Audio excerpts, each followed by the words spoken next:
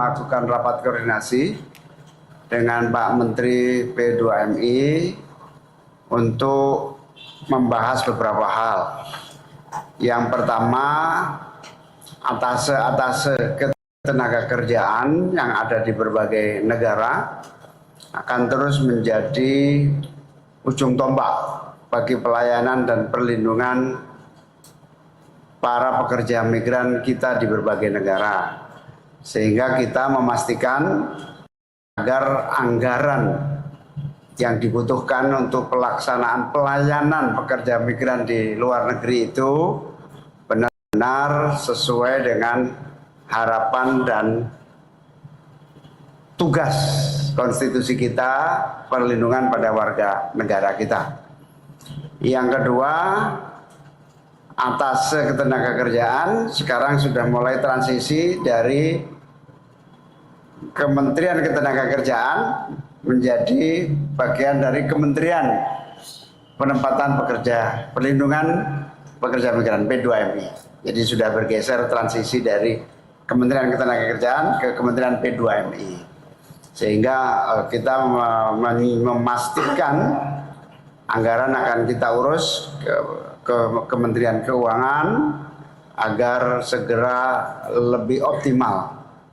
Yang kedua, saya dan Pak Menteri P2MI akan segera rapat dengan duta-duta besar melalui online maupun langsung menyangkut prospek pasar dan persiapan pemberangkatan tenaga kerja skill minimal lulusan SMK dan SMA untuk bisa bekerja sebanyak-banyaknya di sektor-sektor yang memberi keuntungan banyak kepada para pekerja kita. Sehingga melalui kesempatan ini saya sampaikan kepada para duta besar di berbagai negara untuk segera menyiapkan satu skema bisnis proses yang lebih detail agar masing-masing duta besar melaporkan kepada kami berdua berapa persiapan tenaga pekerja migran kita yang bisa direkrut. Tapi syarat yang boleh direkrut minimal SMK dan SMA. Di bawah SMK SMA kita tidak ikut merekomendasikan. Termasuk kita sedang menyiapkan skill melalui verifikasi lembaga-lembaga pelatihan, lembaga-lembaga pelaksanaan pendidikan vokasi yang dimiliki para pengusaha dan swasta, juga yang dimiliki oleh kementerian dan lembaga negara untuk bersama-sama terus menyiapkan skill workers yang dibutuhkan itu. Antara lain welder, hospitality, tenaga kesehatan, dan lain-lain. Berikutnya kami juga berdua terus mendorong agar ekosistem lembaga pelatihan, peningkatan mutu kurikulum SMK yang berkelas internasional, standarnya kita akan minta supaya SMK yang memang menyiapkan pekerja migran di luar negeri mengikuti standar yang sertifikat yang memang satu ekosistem antara lembaga pelatihan, sertifikasi, dan pembiayaan pelatihan.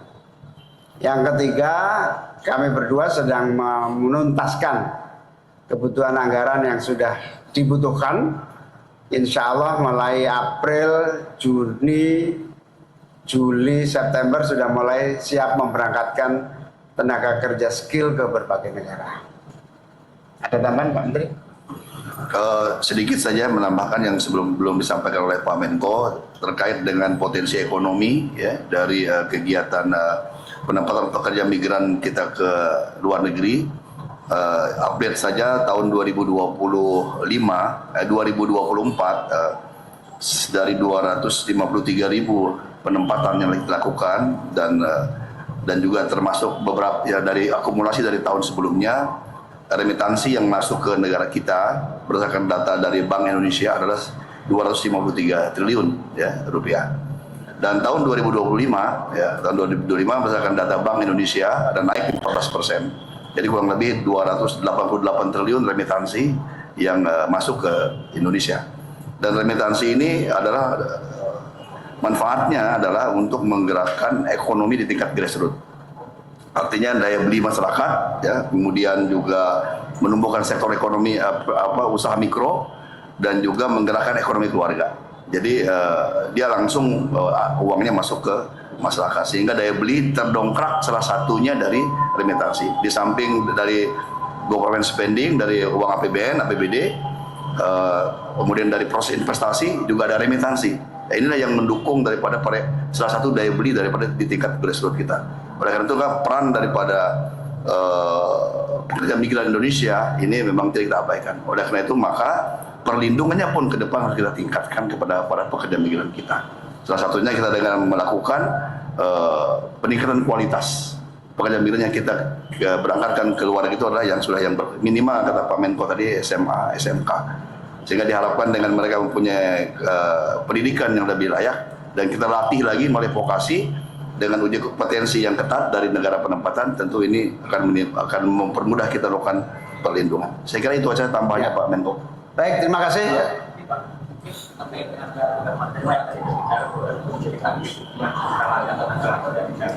Ini boleh dijelaskan sedikit Pak, saat yang Desember 19 SMA, SMK gitu ya, kenapa didorong untuk keluar tidak dicarikan di dalam negeri? Jadi kita tidak ingin dibawa SMK atau SMA yang berangkat ke luar negeri. Karena kalau tingkat pendidikan di bawah itu banyak mengandung risiko, terutama menjadi pekerja domestic workers. Sehingga kita memfasilitasi. Yang kedua, potensi marketnya memang sangat besar dan bagus. Gajinya tinggi, jaminan sosial asuransinya juga bagus, sehingga peluang itulah yang akan kita dorong. Jadi kita mendorong karena peluangnya tinggi dan bagus. Bukan karena faktor lain, karena memang faktor peluang. Jepang, Korea, Eropa, Amerika, dan berbagai negara lainnya dengan skill workers itu peluangnya sangat bagus.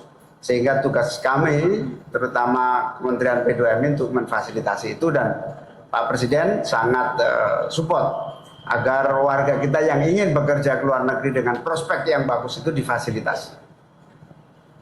Ada target nggak sih Pak, berapa kira-kira jumlah yang akan diangkat? Target ya tentu sebanyak-banyaknya, minimal 300 sampai 500 ribu. Oke, terima kasih semua.